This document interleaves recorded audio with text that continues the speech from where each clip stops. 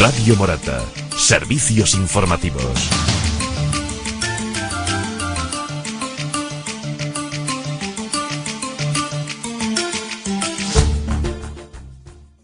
En el espacio con dedicación primera parte, hoy tenemos al habla a don José Antonio Bustos Blas, psicólogo, psicoanalista, miembro de la Asociación Mundial de Psicoanálisis y supervisor de Psicología Aplicada de la UNED.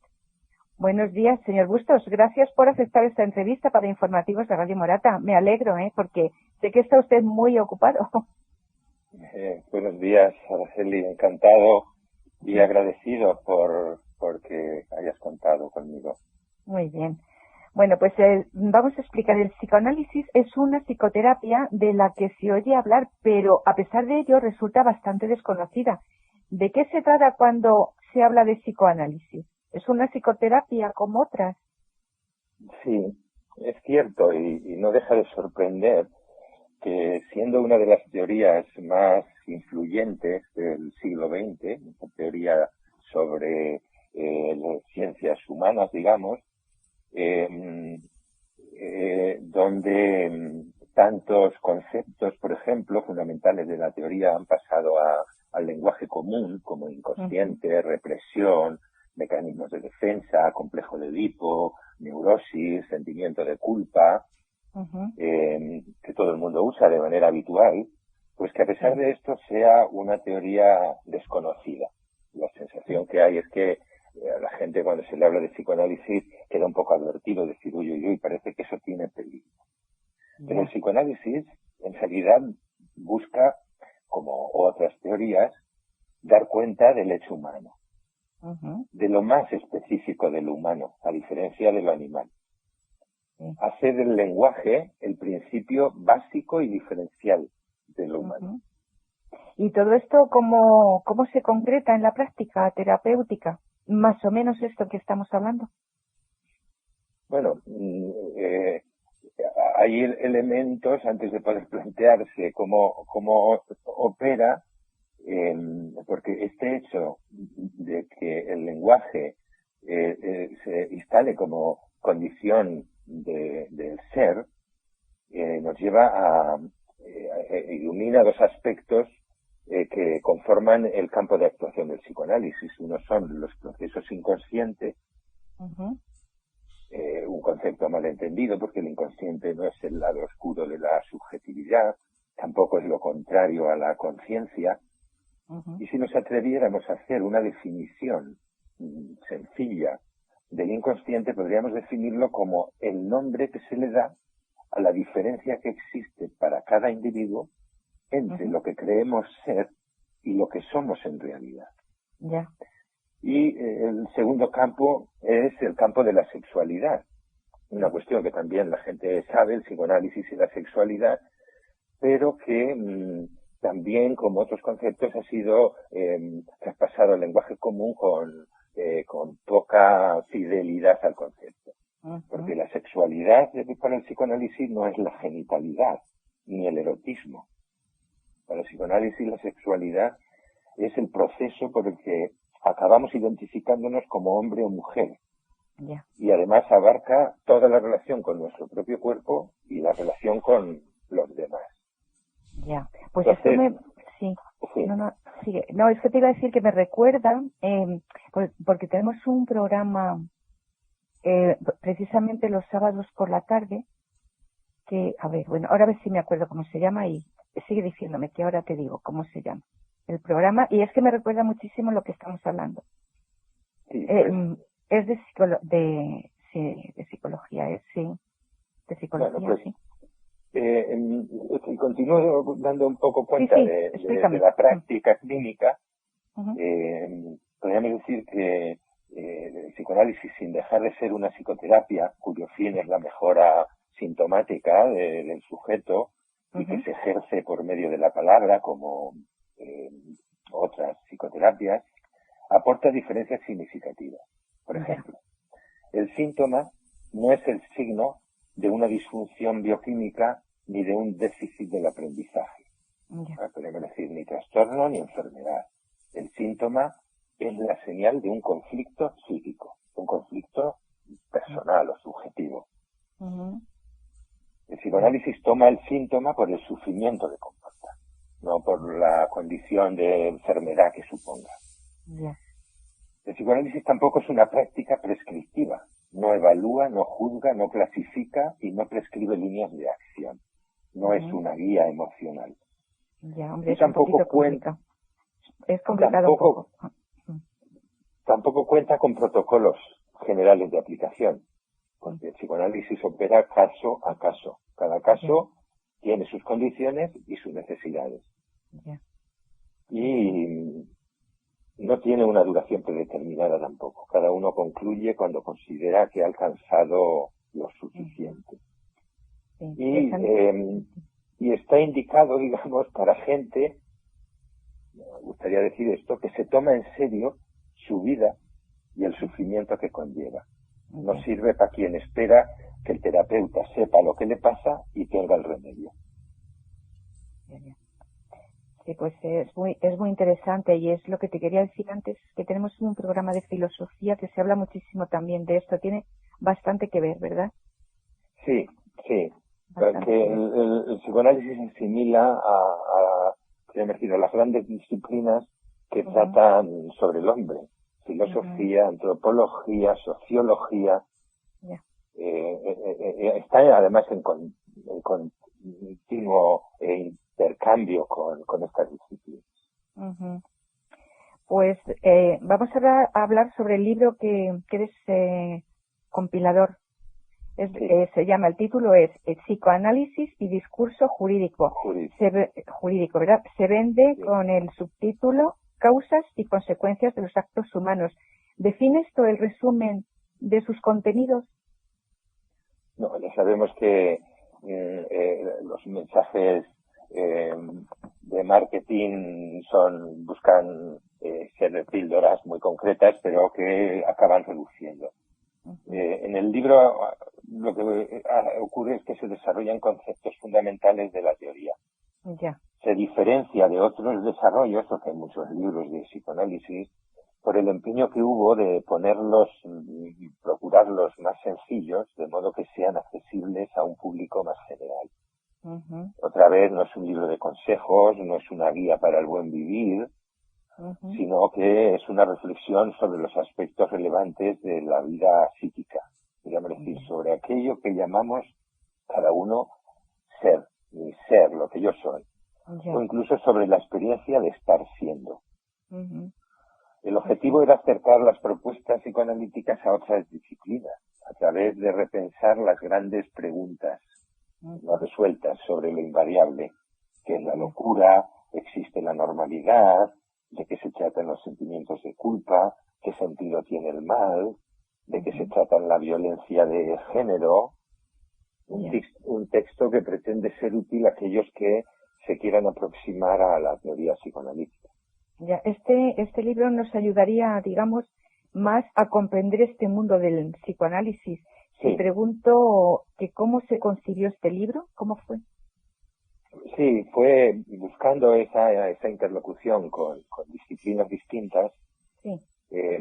Ofrecimos esta opción al Consejo General del Poder Judicial para dictar unas conferencias para magistrados. Este lo aceptó y a partir de ahí hicimos un trabajo de acercar los conceptos fundamentales a esta gente que tiene labores tan determinantes para los ciudadanos, ¿no? Va a acabar decidiendo si es el caso sobre nuestras vidas. Entonces aportar lo que el psicoanálisis entiende, que conoce del humano, para que aquellos que toman decisiones sobre el humano pues estén mejor orientados. Este era el objetivo. Bueno, me está costando comprenderlo. Es que es muy interesante el tema, ¿eh? Lo que pasa es que hay que entender un poco, ¿verdad? Esta terapia. Quizá esa es una de las razones por las que no es tan conocida, porque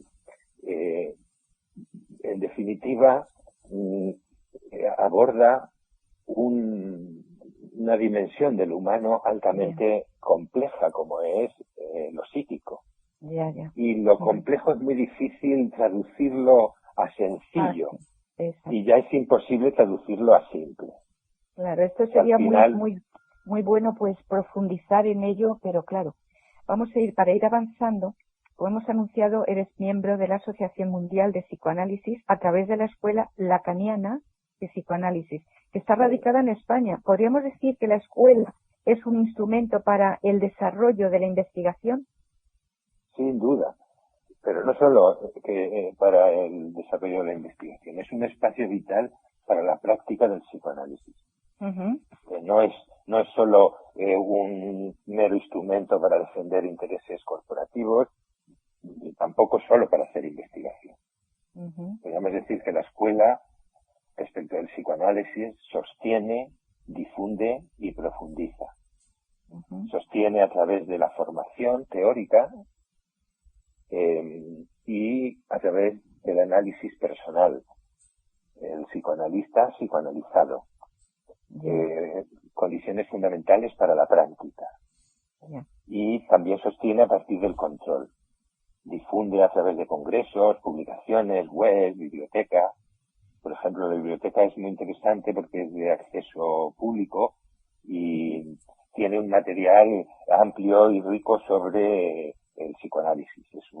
Acercarse a la biblioteca del psicoanálisis, a alguien que le interese, tendrá la ocasión de acceder a un material inmenso. Y luego profundiza a través de la investigación y sobre todo a través de grupos permanentes de investigación sobre cuestiones de la actualidad como las toxicomanías, la anorexia, la bulimia, la violencia, los niños.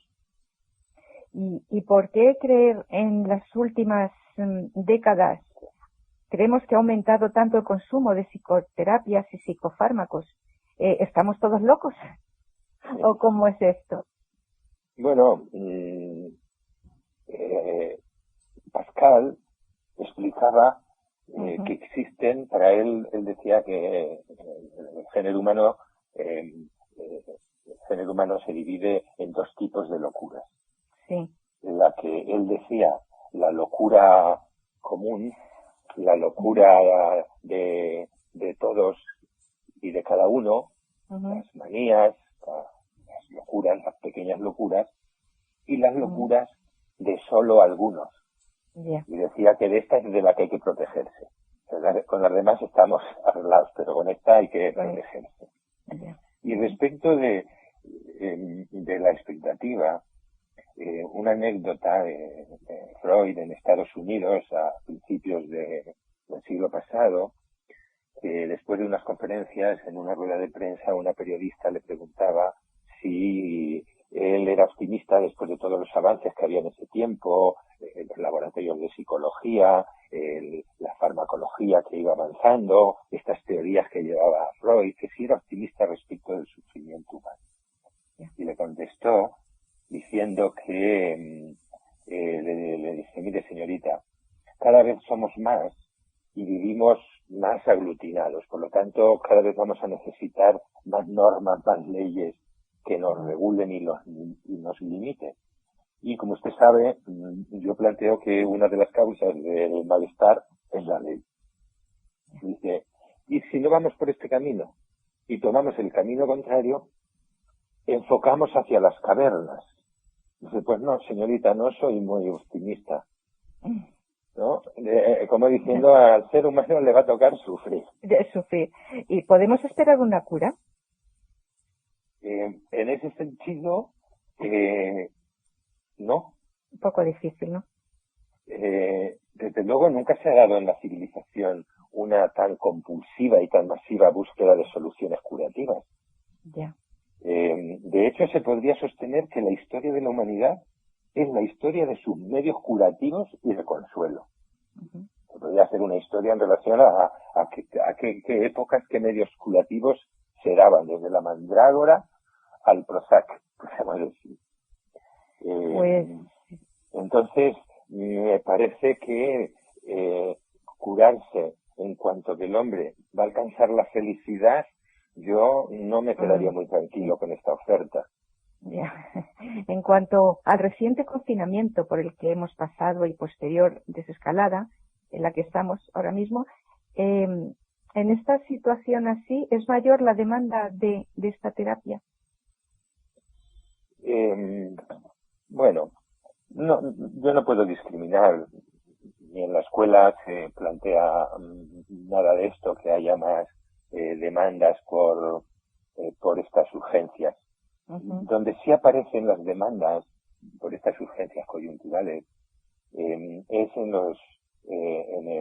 la estructura pública de atención psicológica. Ahí sí se hacen pequeñas consultas para ver qué pueden hacer, pero en la práctica privada no hay una aluvión. Yeah. Por lo demás, no es la primera pandemia la que el humano asiste, ni la primera guerra o catástrofe. No es difícil suponer que sabremos superarnos. Por supuesto. Pues en este momento la crisis, como bueno, estamos hablando de ello, la crisis sanitaria nos preocupa, desde luego, pero mucho más las manifestaciones que pueden poner en peligro la vida de los demás. ¿Qué análisis podríamos hacer en este tema que se está produciendo ahora mismo? Bueno, quizá que en las situaciones de urgencia perdemos algo de la perspectiva de conjunto que somos. Uh-huh. Proliferamos porque funcionamos en grupo y tratamos de ser un grupo lo más cohesionado posible, y por eso progresamos. Pero en los tiempos de urgencia uno parece que, o el conjunto parece que deja de mirar tanto a lo común y se centra en lo personal. Y en ese sentido se podría generar una especie de, ¿cómo decir?, de desentendimiento del otro. Yeah. Y eso puede genera la ruptura de los lazos, va a generar malestar en gente, va a dar a la vida unos tintes de incertidumbre mayores de los que ya tiene. Esta puede ser uno de los efectos del susto que vivimos, ¿no? Desde luego esto sí. No, te iba a decir que esto sí que es para analizar, ¿no? Todo este tema, sí, bajo este punto de vista, sí que se podría analizar tranquilamente, vamos, que no es cuestión de un momento. Eso hay que profundizarlo. Exactamente. Hay que profundizarlo para comprenderlo. Y si yo tuviera que dar un consejo en estos tiempos... Sí, te lo iba a pedir. Pues no sería nunca un consejo individual, porque me parece que lo que está en riesgo real no es el individuo, cada individuo, salvando que hay individuos que antes de la pandemia ya estaban en riesgo. Uh-huh. Esto es otra cuestión, por sus enfermedades o por sus carencias. Pero el conjunto de estas sociedades occidentales no estamos en riesgo.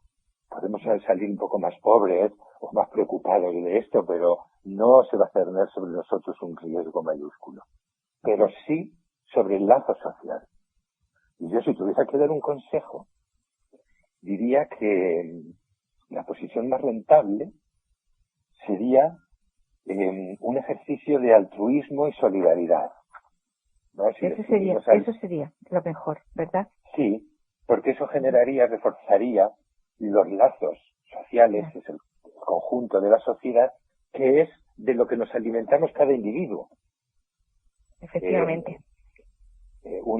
Decía una colega que una sociedad que no tiene en cuenta a los desfavorecidos no merece ser llamada sociedad, sino suciedad. Yeah. Bueno, pues para no vivir en una suciedad, sí conviene que afinemos nuestros lazos con los demás. Y hoy, como nunca, la solidaridad y el altruismo son más necesarios que nunca, digo.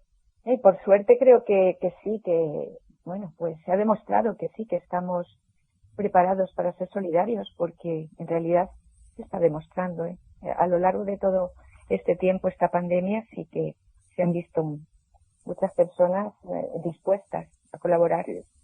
Sí, obviamente que estamos preparados. Esa es una característica del individuo humano, ¿no? Y es que respecto a los animales que van sometidos al dictado de unos instintos, los humanos estamos preparados para el mayor ejercicio de solidaridad y la mayor vejación a los otros. Somos capaces de todo. Ayudamos a los débiles y matamos mujeres, por ejemplo. Esto está todos los días en la prensa. Estamos preparados para eso. Y podemos. Ahora, como casi todo lo humano, como casi todos los logros, supone un ejercicio de esfuerzo, un quererlo. Exacto, que sería más porque fácil. Solo ¿verdad? no nos sale.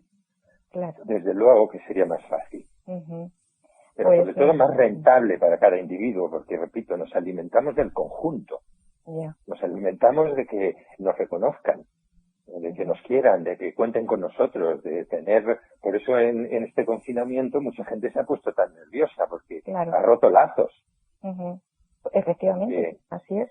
Las familias extensas que estaban en casa pues tenían ahí sus lazos, pero los que estaban más solos lo han pasado peor. Porque necesitamos al conjunto. Claro. Y esas son las consecuencias después. Pues nos quedamos con este consejo. Vamos para ir finalizando. Quería preguntar si alguno de nuestros oyentes estuviera interesado en conectar con el equipo de profesionales, con este equipo, ¿cómo podrían dirigirse? ¿Cómo podrían hacerlo? Hay en la escuela hay una web, por ejemplo, donde están todos los miembros y donde además hay un espacio para pedir que ser atendido por algún miembro. Incluso hay un espacio más restringido, pero que es uno de los espacios de investigación, pero que los colegas que se prestan a eso atienden según las condiciones económicas de la gente que acude. Está más orientado a los económicamente débiles, que se les cobra o nada o poco para que puedan sostener el trabajo. Y todo eso se encuentra en la página de web. En la página. ¿Y qué sería la página? ¿La escuela lacaniana de psicoanálisis? Sí, poniendo eso aparecerá en Google seguro. Pero pues en todo caso... Repito. Sí. Escuela lacaniana de psicoanálisis. ¿Y qué más? Sí. Y yo diría que la página sería www.elp.org.es.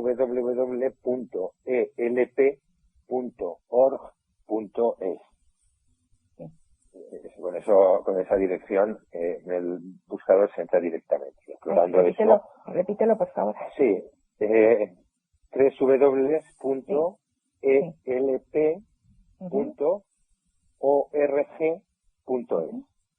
Muy bien. O también a través tuyo, y tú contactas conmigo y yo hago los contactos que sean convenientes o necesarios.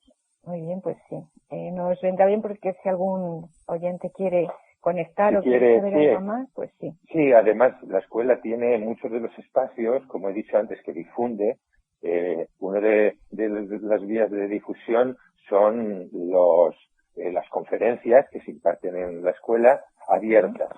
Hay conferencias o trabajos que son cerrados al público, como la presentación de casos clínicos o demás, pero luego hay otras que son abiertos al público, donde se tratan temas de más interés general. Y a esto se puede asistir libremente.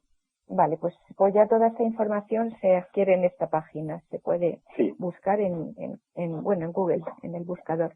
Muy bien, pues José Antonio, muchísimas gracias. Te agradezco de nuevo que nos hayas facilitado esta información. Hemos hablado con José Antonio Bustos Blas, psicólogo, psicoanalista y miembro de la Escuela Lacaniana de Psicoanálisis. Muchísimas gracias, ha sido un placer, de verdad. Gracias a vosotros y cuando queráis. Muy bien, pues un abrazo. Gracias. Igualmente. Chao. Adiós.